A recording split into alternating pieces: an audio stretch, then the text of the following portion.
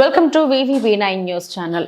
ఎన్టీఆర్ జిల్లా విజయవాడ శ్రీ గోవిందరామ ప్రచార సంఘం వ్యవస్థాపక అధ్యక్షులు సునీత మధుసూదన్ రావు ఆధ్వర్యంలో విజయవాడ భవానీపురంలో ఏర్పాటు చేసిన ఆధ్యాత్మిక కార్యక్రమంలో శ్రీ చైతన్య మహాప్రభు పాదపీఠ మందిరం పీఠాధిపతులు శ్రీ శ్రీ శ్రీ త్రిదండి భక్తి సందర్ మంగళ్ మహారాజ్ స్వామివారికి ఘనంగా స్వాగతం పలికారు.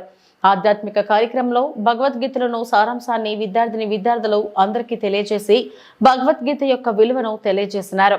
వారి ఉపన్యాసం అయినంత వరకు తన్మయత్వంతో విద్యార్థులు వారి యొక్క ఆధ్యాత్మిక ప్రవచనాలలో తూలలాగారు.